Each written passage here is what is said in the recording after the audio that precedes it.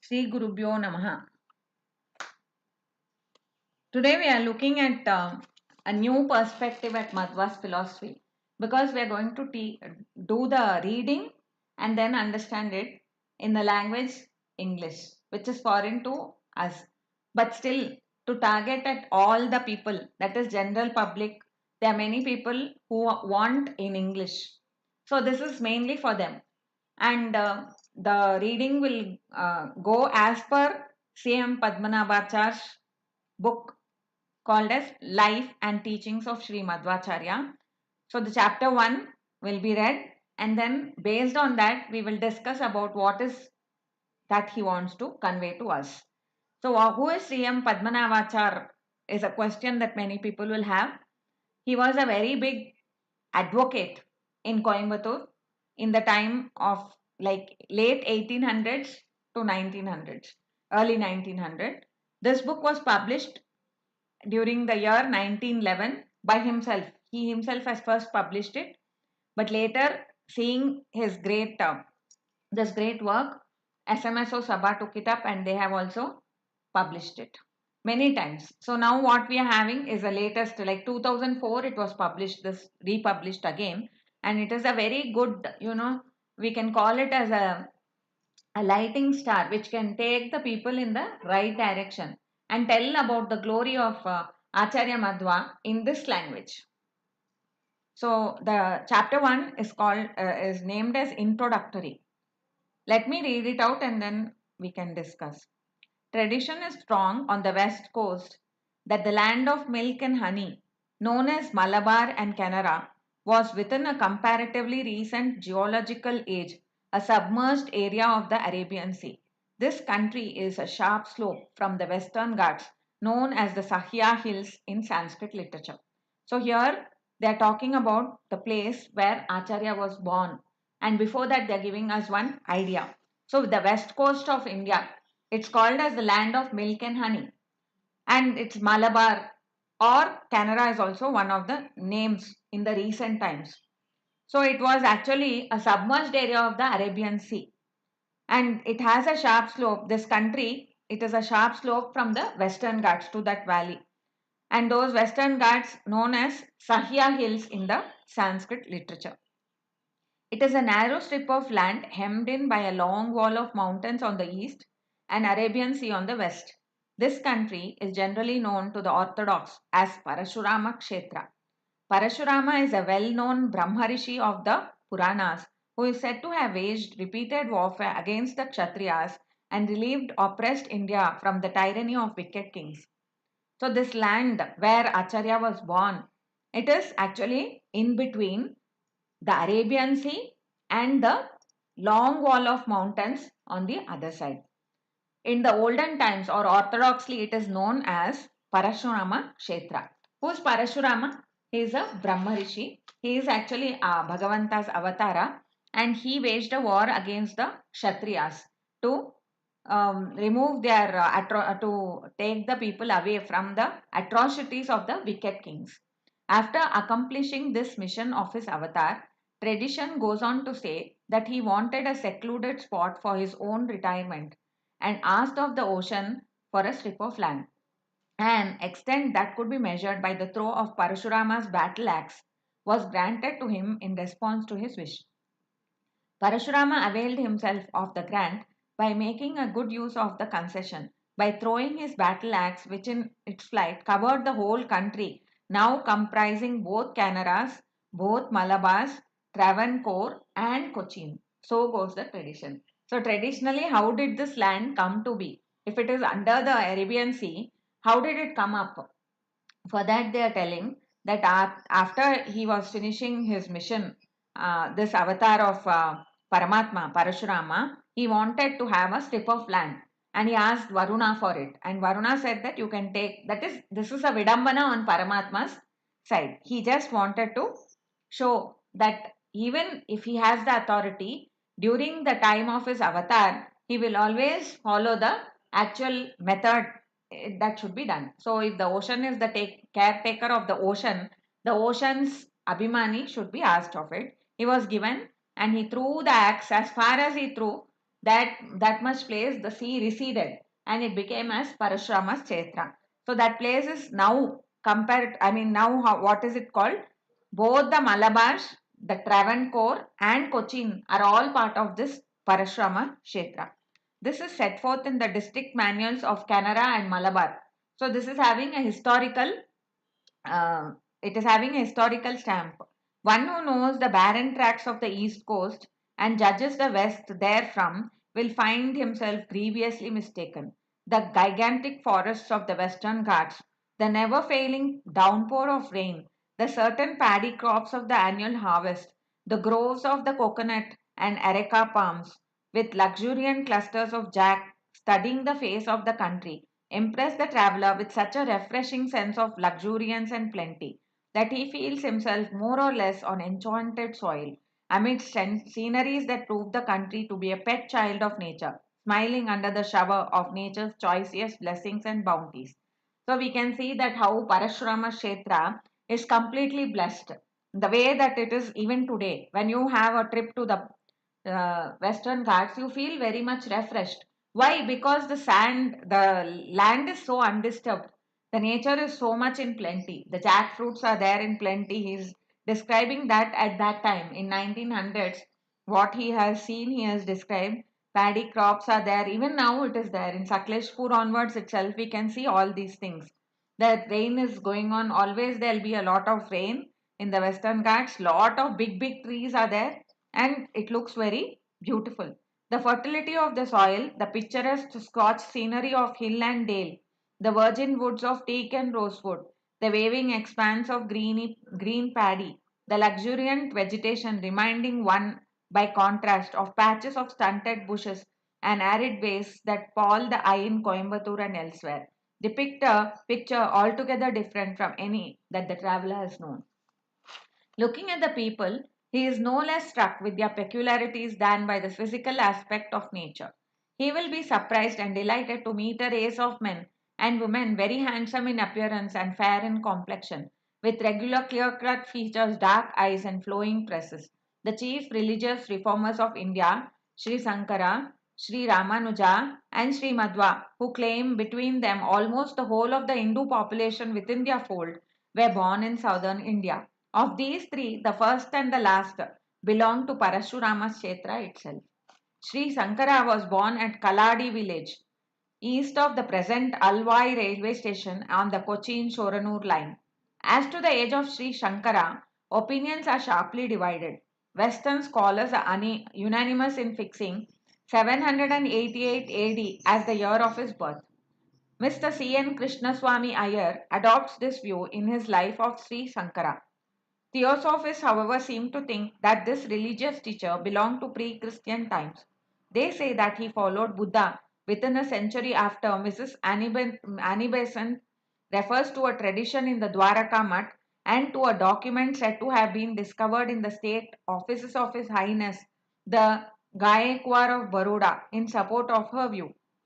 According to this theory, Sri Sankara was born in Yudhishthira Shaka 2631 and his Upanayana on the 6th Chitra renounced the world by assuming sannyasa on the 11th Kartika 2639 and passed away on 15th Kartika 2663. See, these are all the year and the historically when was Shankara born. Why do we need this?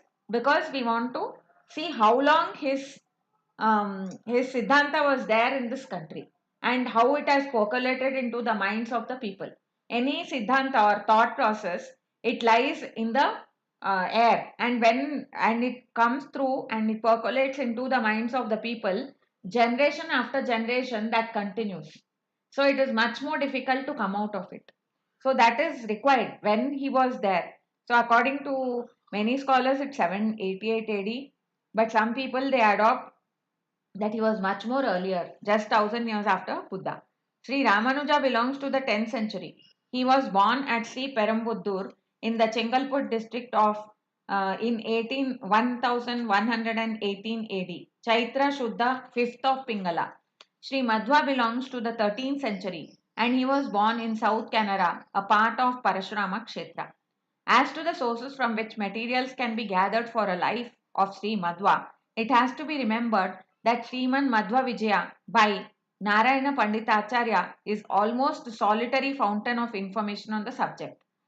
So here he says Madhwacharya was born during the 13th century in Parashrama Kshetra, and whatever materials that are available about Acharya Madhwa, out of them the most prominent is the life of Sri Madhwa as depicted in the Sriman Madhwa Vijaya by Narayana Panditacharya.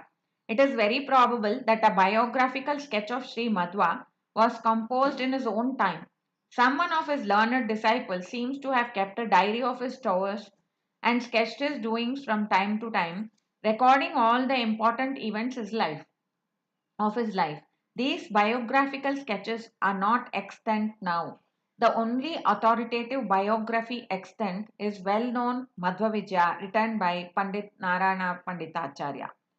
So here it is very obvious that one of his disciples must have written down what his guru has been doing. Day to day activities is also described in the Sri Madhva Vijaya, which would have been like seen and documented in the diaries of one of his disciple. But we don't know that because where, when, who is not available right now. What is available is Sri Madhva Vijaya. This Pandit is almost a contemporary of Sri Madhwa, for his father Trivikrama Panditacharya was a convert of Sri Madhwa, who having conducted a memorable controversy with the master and became convinced sought Chelachip under him. This event was towards the latter part of Sri Madhwa's career. Pandit Narayana Panditacharya might have been with his father during this eventful time. His junior paternal uncle, Shankarachar by name, had been Sri Madhwa's librarian for some time even before. This library was stolen by enemies about this time and it caused a great sensation and stir. Hence, if Pandit Narayana was of mature years, he should certainly have known all about the library theft and his father Trivikrama's controversy. Here we are getting an introduction to Trivikrama Panditacharya and Narayan Panditacharya as well Shankara Panditacharya. All of them are belonging to the Likucha Vamsha and they are all followers of Acharya Madhwa. They turn to become followers because of understanding the Shastra to be more right, more relevant and more right interpretation of the Vedas. It is however doubtful if the author of Sriman Madhva Vijaya wrote the whole of Sri Madhwa's life from personal knowledge. Two passages in Madhva Vijaya, the 10 and the 10 and 16, show that there was an older biographer from whose poetical work this author derived information. So here the source of Madhva Vijaya's writings, they are telling it could be from personal knowledge. Secondly, it could be from the writings of some other person who was older than Narayan Panditacharya and who has also written a work on Acharya. Making some allowance for poetical fancies, the account contained in Madhva Vijaya is fairly full and authentic. It is, of course, not written on the lines of modern biographies with a full and minute description of men, places, and dates. This, however, does not detract from its merit seriously. So, Acharya Madhwa's biography does not have any dates like in current times. During this year, so and so went to this place, so met so and so person. All these things come in the biographies. But that is not so in Acharya's biography. But yet, the lines of that show that there are some places and there are evidences in those places also for all the actions that Acharya did. For example, the boulder that he placed to help the people of a village. Quite recently, short sketches have appeared in English language dealing with the chief events of Sri Madhwa's life and times. Among them, a historical sketch of Madhwa and Madhwaism written by C.N. Krishnaswamy Iyer, M.A., deserves special mention. It is a laudable attempt to bring this guru to the prominent notice of the English reading public. So here, C.M.Padmanabhaachar is telling that he also is part of that. Like he wants to bring the thought of Madhwa, the biography of Madhwa to the people who cannot understand Sanskrit and they can read English well. So he wanted this to be reaching to that type of public people.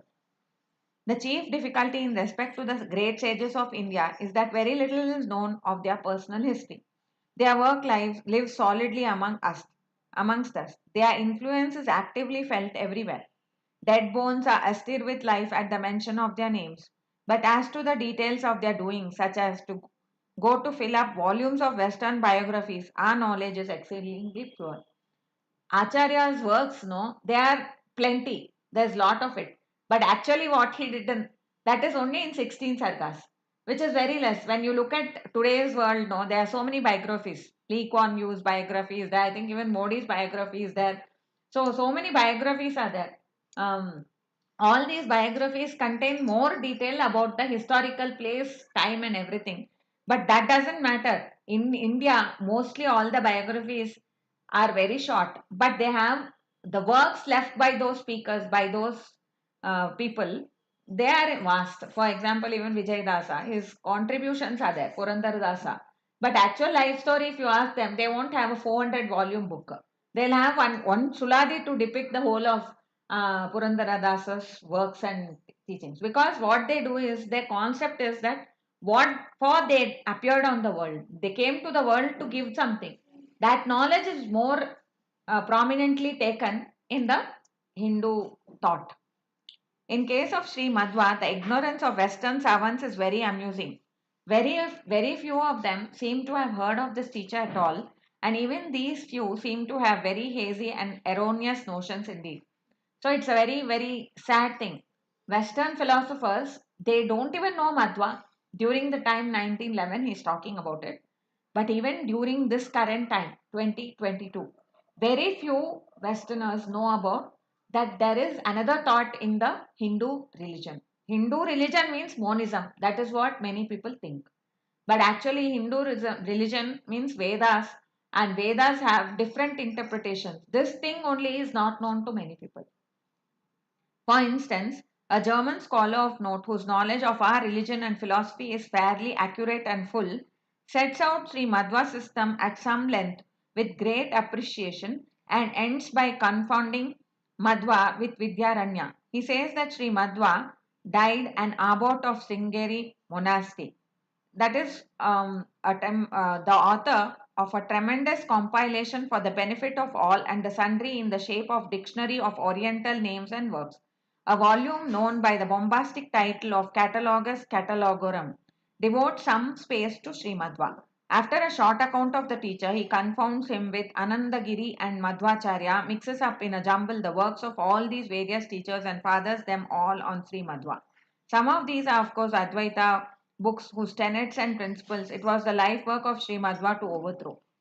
Basically, they are telling us that the German scholar, one person who was quite impressed with Acharya's philosophy, but when he wrote, he did not end it correctly. Even though he is appreciated Acharya, he and at the end he says that Madhva and Vidyaranya's thought are the same, which is totally different.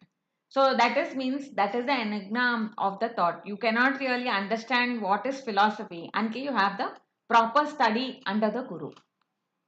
So many other people also have written, and Madhwa's name has come in some great places like the catalogs of Catalogorum, which is a place where all the teachers of philosophy have been entered, and Madhwa also appears there, he says. The district manual of South Canara contains a short sketch, but this too is faulty in some respects. It says that Sri Madhwa was born at Kalyanpur and that he visited Vijayanagar with the influence of a Sringeri abbot. These two startling assertions are sufficient samples of the prevailing ignorance. So he is only giving these samples to show that the actual personality of Madhwa or his birth and his work is always has been quite very not very well propagated in the sense that it was not made known to everyone. Mr. Krishnaswamy Iyer's work is fuller and better informed. He availed himself of Madhva Vidya and took some trouble to investigate. Unfortunately, errors have crept in even in this book, and not only a matter of opinions and dogma, but also on points of history and geography. So this place, it is Iyer's, the whole paragraph is about Iyer and what he thought about it. So he says, in this state of affairs, I offer no apology for making an effort to explore the same field over again. Why did he say this? Because when you do a research on anything, you should know who has done the research on that particular topic. So here, what is the topic? The topic is the life and teachings of Madhwa. So who has done this in English before? That is what he was now recounting. It is C.M. Krishnaswamy Iyer and also one German scholar, but they all have the wrong errors. So he's saying, now I don't have any need to apologize that I'm doing the same topic again.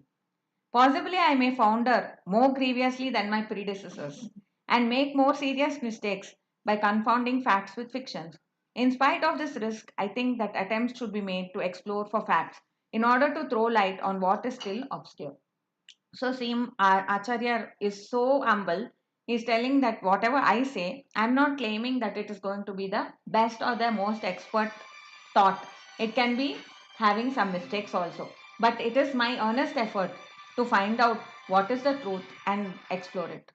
Before laying aside Mr. Krishnaswamy Iyer's valuable book, I cannot help giving expression to a sense of aching at the heart to observe the spirit in which the book seems written throughout.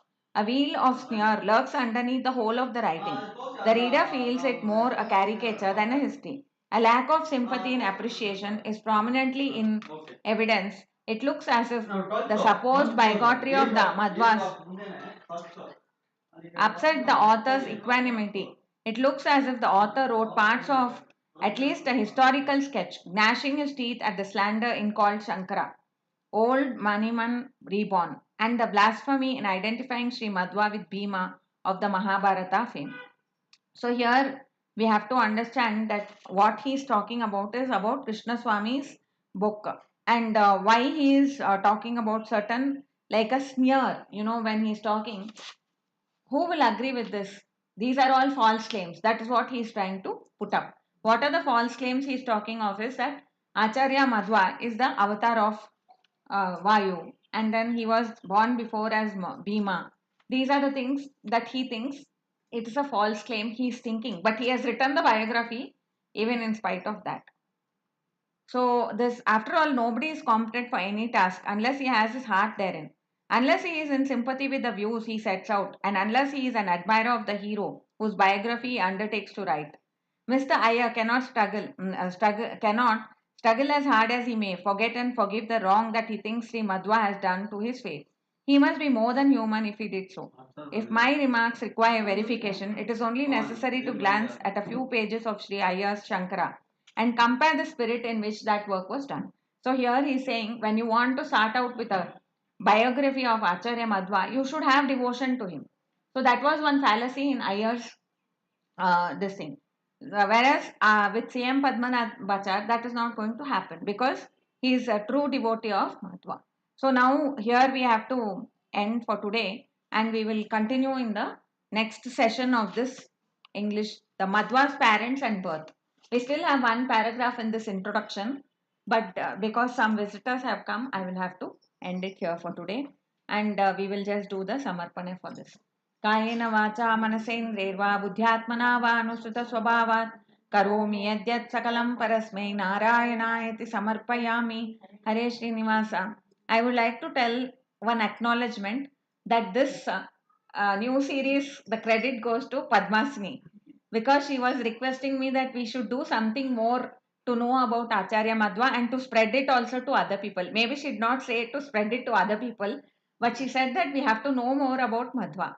But then I thought we should spread it to other people in the smallest way that we can. So one easy method would be to say it in a language more people can understand. So that's why I chose this English as the medium of speech.